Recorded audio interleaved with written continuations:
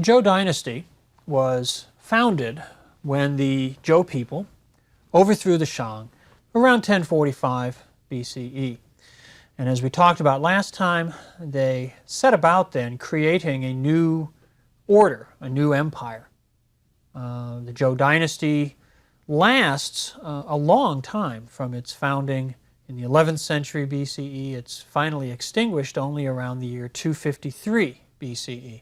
So it has a very long run. It's in simple chronological terms, the longest lasting of the historical Chinese dynasties. But as a really effective state, as a state that actually controlled and administered an integrated empire, its reign is considerably shorter.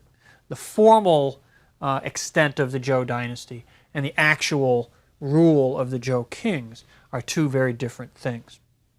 What I want to talk about in this lecture is the process of breakdown, the process of fragmentation, which really brings to an end the period when the Zhou kings were the real rulers over China, and takes us into a period of chaos and confusion and turmoil, which lasts a long time, but becomes also one of the most fertile and creative periods in China's intellectual and cultural history.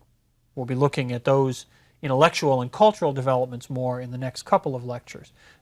This time I want to really concentrate on what happens to the Zhou state and how it winds up becoming a what we might today call a dysfunctional empire.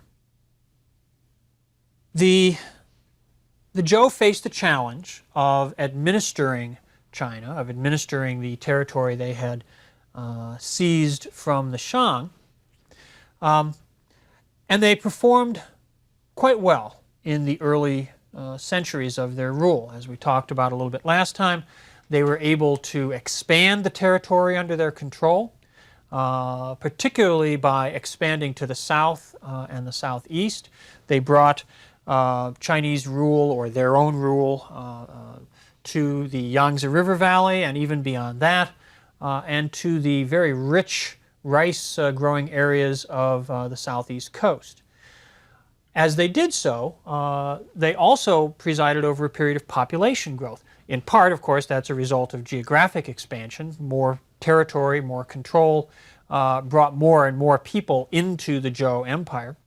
But they also were successful in creating a stable and peaceful domestic order, which allowed for the economy to develop and allowed for the population to grow. So they fulfilled the terms of the mandate of heaven. They fulfilled the requisite provision of conditions of peace and prosperity, which were embodied in their own ideological justification for seizing power by creating conditions in which people could pursue their livelihood, in which the agricultural cycle could move along and harvests were brought in regularly and all this. They successfully lived out their own political ideals, their own political rationalization. But they also, in the success that they achieved, they also faced problems. There were things they had to do which the old order, the way that they had, the way of governing that they had seen under the Shang and that they had used in the early days of their rule, were no longer adequate. The empire became so large, so extensive, that they couldn't administer it, the Zhou kings, right from their royal court. They could exercise pretty direct, effective control within a certain geographic range, but once the empire got larger and larger, simply the time it took to communicate with people out there in various parts of the territory made it less functional, less possible to make all the decisions and monitor and manage all the affairs of the empire from the royal court. So they had to appoint local administrators. They initially began to delegate power to members of the royal family. The Zhou royal family was a very large, extensive clan group, and so initially they were able to sort of delegate power to brothers, cousins, nephews, sons, and share the administrative burden that way. When that sort of reservoir was fully used up and they still had more territories to deal with, they appointed a lot of military leaders, individuals who had proven their loyalty to the Zhou in battle, in the process of conquering new territories. Often it became the practice that the military commander of forces who brought new territory into Zhou control would be appointed to be the political supervisor of those territories as well. In the first 3 or 4 reigns of kings, this system worked very well. The personal relationships between the kings and the individuals that they were appointing to administer local territories were quite close. But as time went by, changes took place both at court and out in local circumstances. At court, the monarchy became an established thing. The dynamism, the charismatic leadership of the early Zhou kings gives way to a more routinized political center. The kings who come along after the first century or so of Zhou rule have grown up in conditions of power and prestige. They've grown up in the palace, in the capital. They accept the leading role that they have and that the Zhou have almost without questioning it, and they become perhaps a bit complacent about that. At the same time, out in local society, in local communities around the empire, the power holders there are the descendants now of the individuals who were initially appointed by the early Zhou kings. Often these positions of local leadership became hereditary. And they begin to ask themselves why they're acting as subordinates, why they are forwarding, for example, large amounts of wealth to the royal court. Particularly in the south and the southeast, the territories that are now being brought under Zhou rule are very productive, very rich agricultural areas. And yet, most of the agricultural surplus that's being generated is being shipped off as tribute payments to the royal court. And local administrators now start to question that, now start to say, why, we're doing the work, we're out here and on site, in location. Why are we sending all this wealth off to the capital? Why don't we retain more of it here in our local environment? And so they began to, in fact, decrease the amount of tribute that they forwarded to the court. At the same time, they began to also question on the one hand, but on the other hand, actually subvert the order of hierarchy that had been in place up till this time. And what we can see most clearly, or perhaps the way we can see this most clearly, is in the use of terminology, in the way that they referred to themselves. These individuals, these local strongmen, were appointees of the Zhou ruler. And the Zhou ruler at this time, the term for the chief leader in China at this time, was the king. In Chinese, the term is Wang.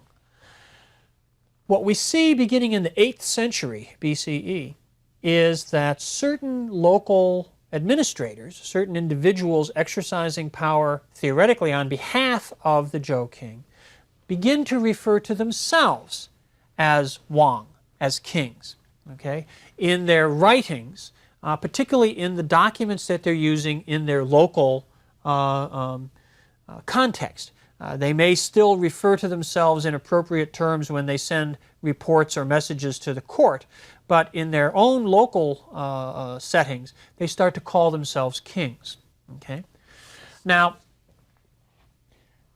what should have happened in some sort of theoretical model is that the first time somebody did this, the Zhou king should have said, if he heard about it, the Zhou king should have said, you're not allowed to do that. You can't call yourself a king. I'm the king. There's only one king. There can't be two kings, so stop it.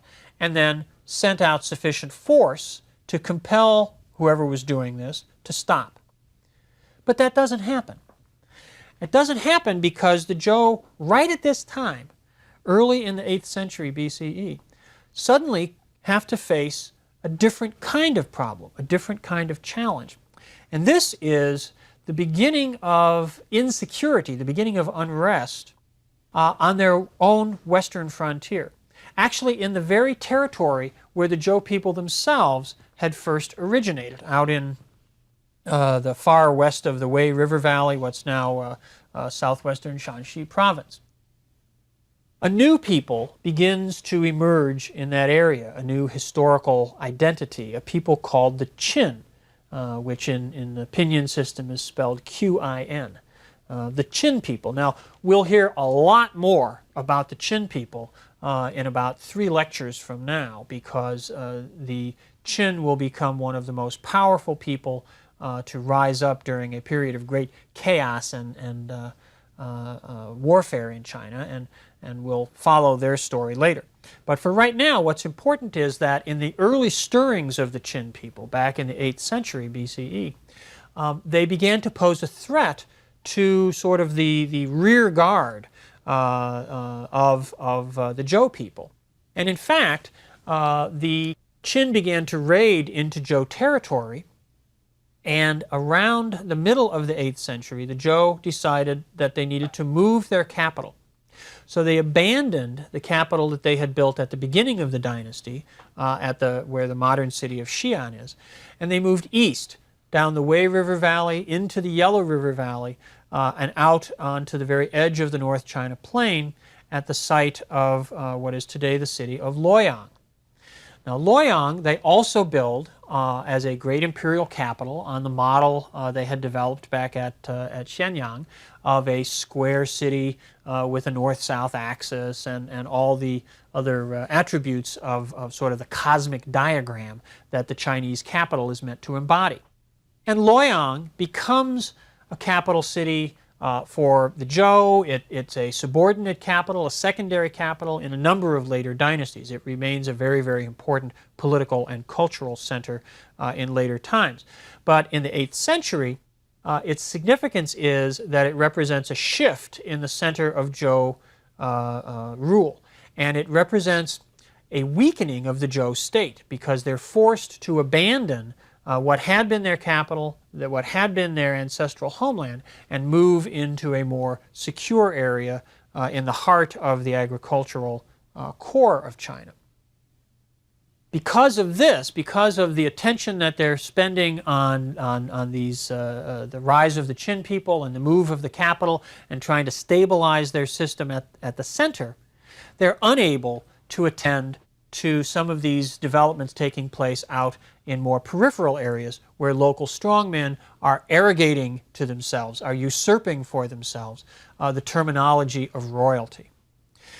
Now, in some ways, this change in rhetoric, this change in terminology might not seem to be particularly significant, but what's important is that it constitutes a challenge to the authority of the Zhou. It constitutes an erosion, a subversion of the proper order. Okay? And so this begins to call into question the legitimacy of Zhou power itself, the legitimacy of the Zhou kings. Now,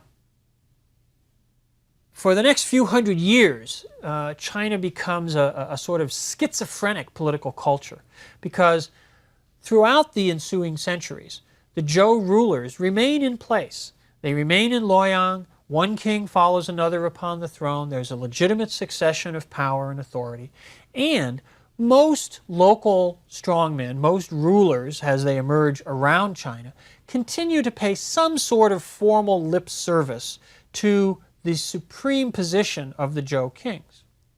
But the political reality is that the Zhou do not control territory beyond maybe 30 or 40 miles outside their capital, and all the rest of China begins to break down into small local states ruled by independent kings.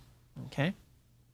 What we get here is a period from the middle of the 8th century down to about the year 500 or so, 480, somewhere in there. You see different chronologies used for this, that we call the Spring and Autumn period. The name comes from a particular text, a book called the Spring and Autumn Annals. The annals are records that are kept describing the events that take place year to year in one of these little local states that emerges. The particular one that we're concerned with when we talk about the Spring and Autumn Annals is a state called Lu, the state of Lu. The state of Lu is very important. It's very significant in a number of ways. For one thing, it is ruled, the ruling house in the state of Lu claims that it is descended from the Duke of Zhou. Now you remember we talked about the Duke of Zhou at the time of the Zhou conquest. He was the younger brother of King Wen, who had planned the overthrow of the Shang, and he was the uncle of the young King Wu, who was actually on the throne at the time, or takes the throne at the time of the Zhou conquest. The Duke of Zhou was the archetype for the sagely advisor, the wise counselor, the individual who exercised restraint and didn't seize power for himself, but instead served the greater interests of his people. Well, the rulers of the state of Lu trace their descent from the Duke of Zhou. So they are, while not the royal line in Luoyang, they are sort of as close to legitimate as any of these minor states can be. The other thing that's important about the state of Lu is that it is the home state of Confucius. Now we'll be talking about Confucius in the next lecture and his ideas and his political philosophy and how those develop. One thing that's interesting about the Spring and Autumn Annals is that the Chinese traditionally believed that Confucius himself had edited this book, that he selected the particular entries from the historical records of the state of Lu and compiled them into this book form. The Spring and Autumn Annals is a quirky text. The entries in it are very short. They're often rather ambivalent as to why they're even in there, what they mean, what their significance is. And that is believed, or was believed traditionally by the Chinese, to be an indication of Confucius's thinking. He selected particular events, particular incidents to illustrate his moral philosophy. We'll make more sense of that when we talk about that moral philosophy next time. But the Spring and Autumn Annals is a record, year by year, of how the state of Lu in particular was governed and how it interacted with other states around it. And it's just one of a number of similar texts, others coming from other states, but it's exemplary of this kind of record. And what it describes, and what the other Spring and Autumn type annals from other states describe, is a process of breakdown, a process of fragmentation, where the unified, integrated order which the Zhou had worked so hard to create at the beginning of their rule simply falls apart.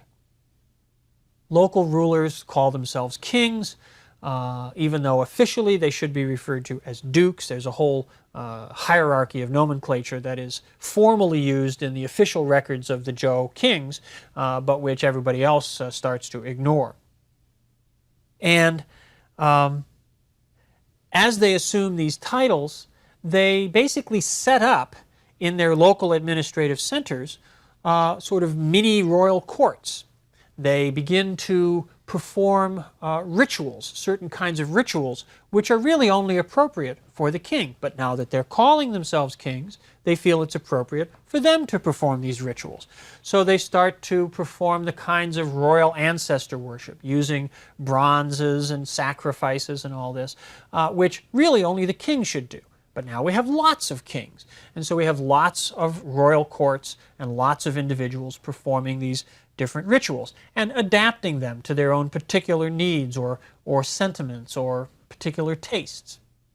They start to wear the clothing that's appropriate to a king. They start to sit in court and have their subordinate officials come to them and perform the kinds of ritual gestures that are appropriate for a king. There's a whole emulation, a whole appropriation of royal regalia and royal ceremonial in these local courts.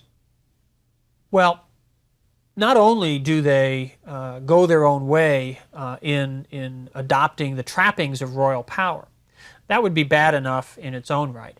But what makes this period so problematic is that with the breakdown of a single authority centered on the Zhou kings and embodying, in a sense, that all-encompassing system that we talked about as being everything under heaven, the Zhou worship of heaven as a symbolic representation of their all-encompassing rule.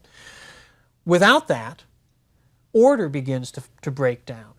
One king in one territory says to himself, well, I like what I've got, but I'd like a little more.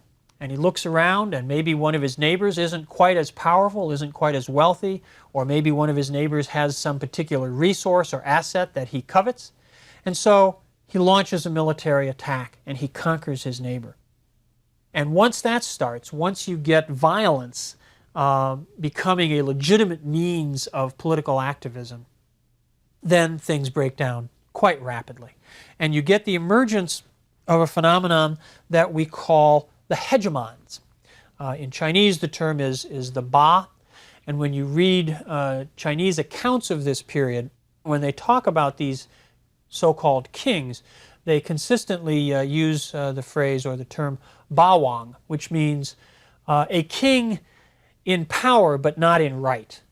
Okay? Kings who rule because they have the power to do so, but not because they have the legitimate authority to do so. There's only one king who really has legitimate authority, and that's the Zhou king. So these other individuals we refer to as hegemons, people who have power but don't have legitimate power. Well, the hegemons begin to fight amongst themselves, and for a couple of hundred years, we have a process where the number of states constantly increases. You go from a state of one, the single Zhou Empire. By the time we get down to around the year 500, there are perhaps 250 small states scattered all over the territory of China. Obviously, some of these are quite small. Some of them consist of perhaps only a single fortified town and the agricultural fields necessary to support it. Others are larger and more extensive. But each of them claims the power and legitimacy of being a sovereign government. Again, they may continue to acknowledge on some level the overlordship, the supreme position of the Zhou king, but it's merely a ritual exercise. The Zhou kings exercise no substantive power, no real political authority outside of their royal domains.